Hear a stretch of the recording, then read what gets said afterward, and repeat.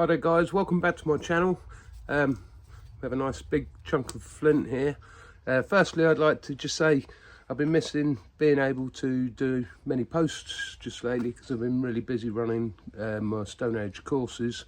But I haven't been far away mentally, and I'm ready to take myself on a brand new adventure.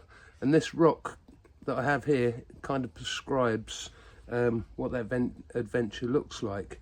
So what I'm going to do is I'm going to get the camera down on it, and then while I'm thinking about it, I'll start telling you about what's coming up and what I'm about to try and achieve.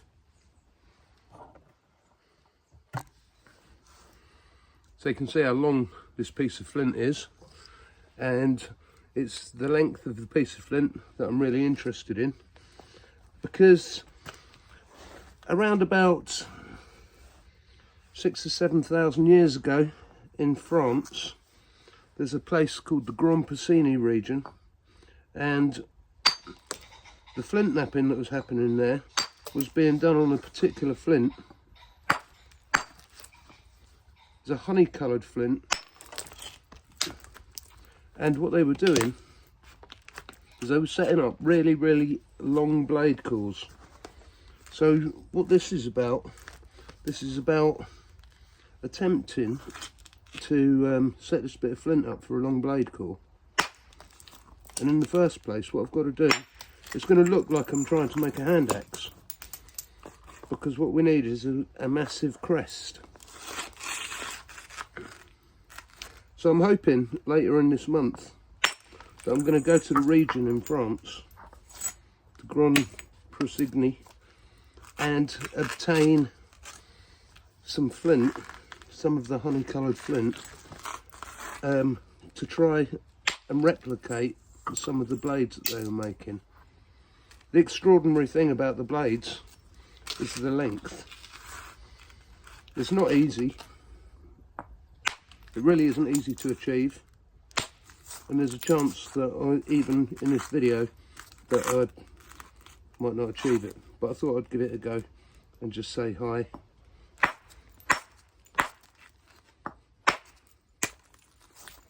It's a nice bit of flint. I chose it for its length, and I chose it for its quality.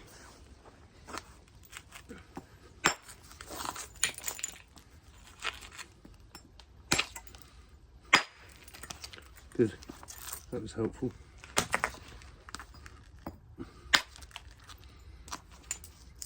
And it's funny because I've been knapping for a lot of years, and I've always known about, I haven't always known, but for a long time I've known about the technique that I'm playing with here. And as you can, we'll try and explain as I go what I'm doing, is I'm setting this up so that this is nice and balanced all the way through here, so that I can then put a platform at one end and send a big flake right down the length of it. Any flint napper in the world would tell you that that was a tall order, but in its day there was, once they realised they could do with it, it became a really popular idea from that region,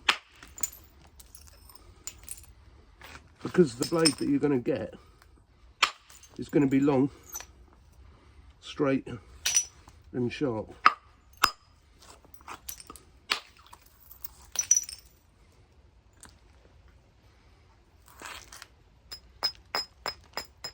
When I was a youngster, my dad used to tell me about this guy who was out in France, and he was replicating these, and it was quite a long set-up process to get it all exactly right. And this is one of the things about this, is if it's not exact, it won't work.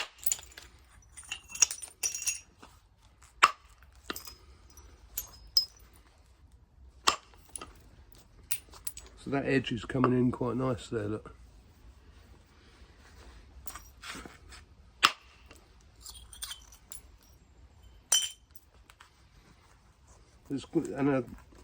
It's proportionately, because it's so narrow, that it's going to make it possible for that flake to do that long journey. And what I'm doing every time I pick up this rock here is I'm just stabilising the area that I want to pass the flake from, so it doesn't collapse like that.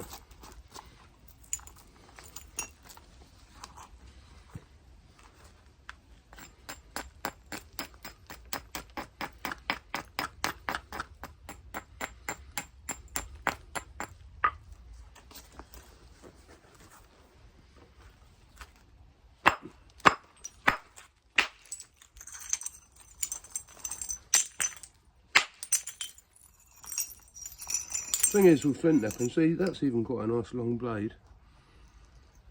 The thing is with flint knapping, it doesn't look, just because you get to a point where you can knap, it doesn't mean that the things that you're going to attempt to do are going to be easy because you can knap.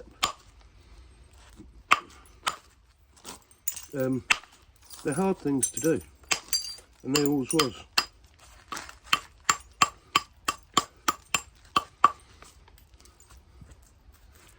Right, so what I'm going to do now is I'm going to do something about this end here, and that is going to be tricky because normally with a blade core you'd set the top up first and then you'd build the blade core off of the top. But on this occasion I'm doing it the other way round.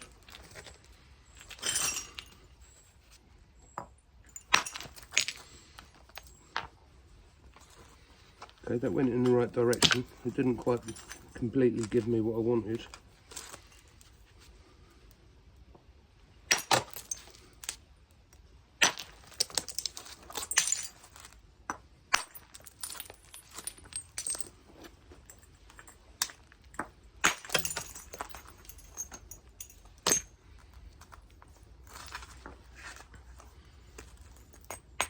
And I'll just show you what this looks like now, so you're getting an idea of what I'm thinking. So that's my top, this area here. This is the bit that I want to hit, and that's the journey of the flake.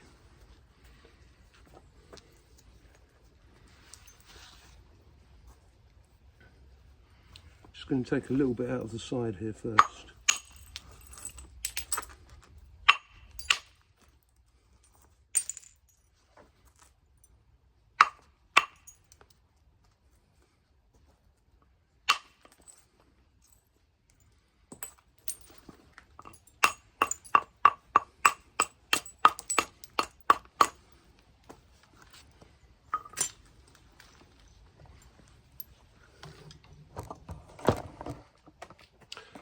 So this is an experiment, right?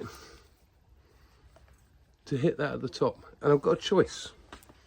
One choice would be to hit it with a big rock like this, and the value in doing that is I could hit it quite slowly, but the weight of this rock will help the transit of the flake. And the other way around is I could hit it with this big red deer ant or soft hammer and try and achieve the same thing. So the flake that's going to come off would be known as a trihedral flake, which is a flake that's got three sides. One side here, and the side that is yet to be created.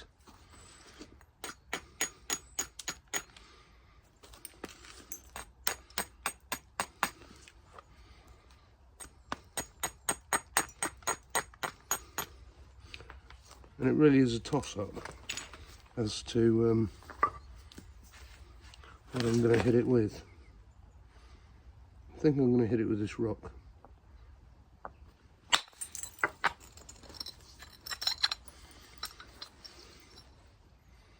Well, that went to there. And what we've got off of that is that three-sided segment. That's not the most terrible thing in the world, because what that has given me this new line and that new line, but this would need to be taken back because otherwise anything else that we send is going to bump into that and stumble. So we just literally move that back to match the rest of it.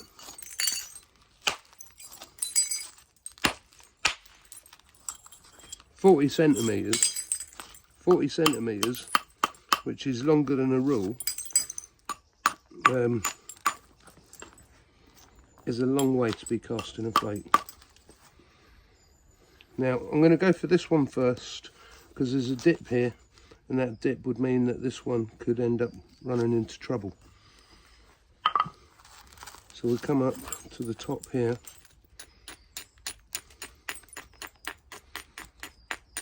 like that. It's just a bit of preparation work. And on this occasion, what I'm going to do is I'm gently going to hit this with this soft hammer. Now that is most certainly a premium flake, and that's around about 6 inches in length. So that I'm really pleased with. Then we'll leave that area alone and we'll come and consider this one. There's a couple of things that need to be adjusted here, basically because it's got a sweep up here, look, and it's got this lump here, and then it goes down and then it comes up again. That's really bad form for trying to flake. So we'll try and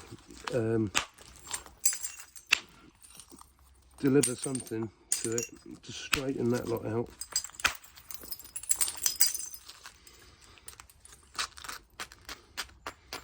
So the first flake may have run into trauma because he used a hammer stone on it, but it's too late to find that out now, because obviously I made a choice. Once you've made a choice, you've got to go with it.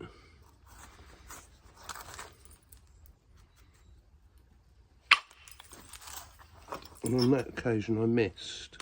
I went slightly out to one side. So we got a decent flake, but it's not the flake I was after. But we will be back in line for this one in a minute if I straighten this lot up. You can see, even with a big old rock, I'm using a lot of the rock to get the behaviour into the blade core.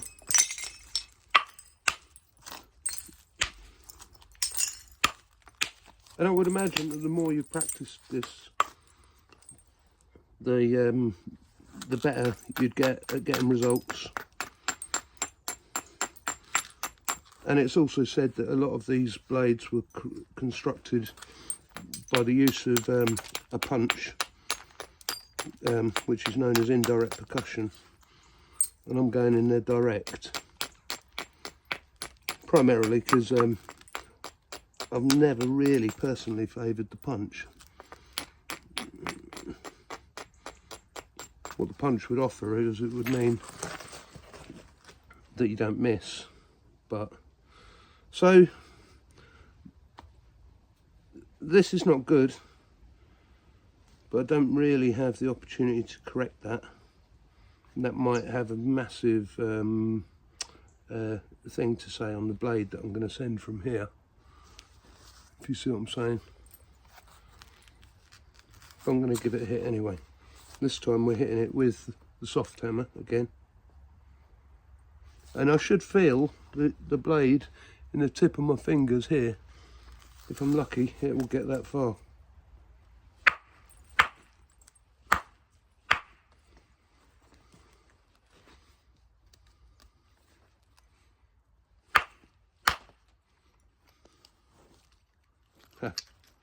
Look at that.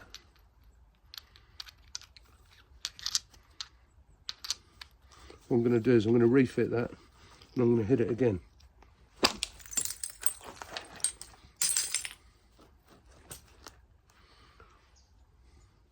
Not the best outcome in the world.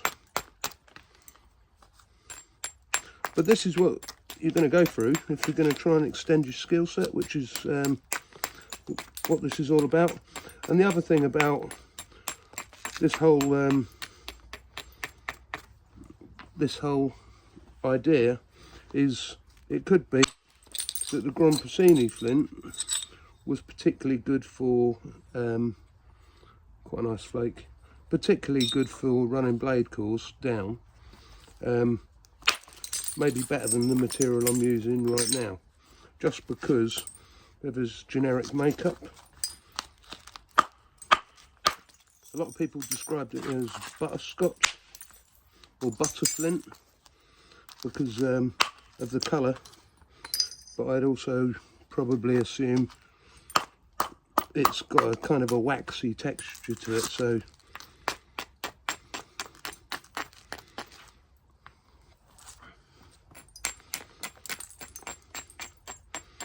this might be the last flake that I attempt to try and take, going for that full length again. And that's a beautiful flake, and what that's done, that's gone boom all the way down there,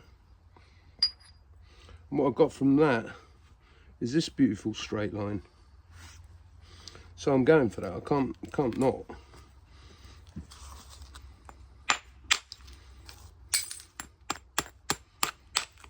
I'm taking the thing out of the bottom that would have definitely not allowed me to have gone through. Now we're trying to build a platform at the top.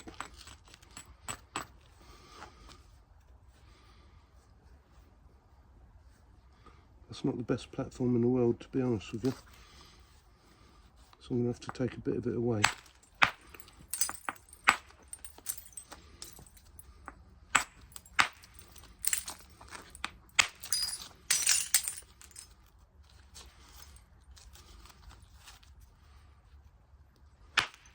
Good. Now I'm back behind there. And we get that sitting at the right angle.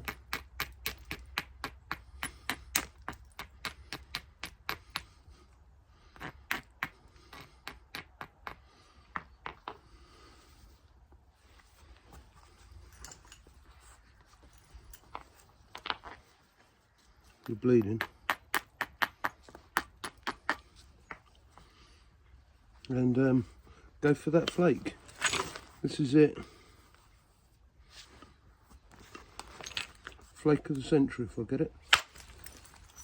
Oh, that was going, and stumbled halfway again.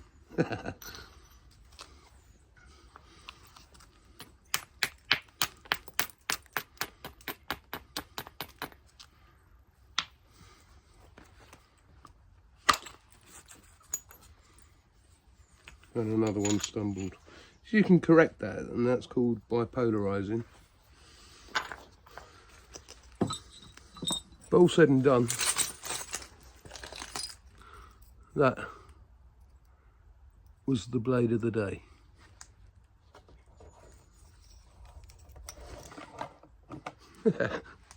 Anyway, so that's me with the English flint. Got more work to do on this technique, and then we get off to France and we see if we can find some of the Grand Pressigny flint. And if anybody's watching this that comes from that region and knows about the flint out there, or where to obtain it in the Loire Valley, let me know, and maybe you can hook up and guide me on the trip. Cheers for now.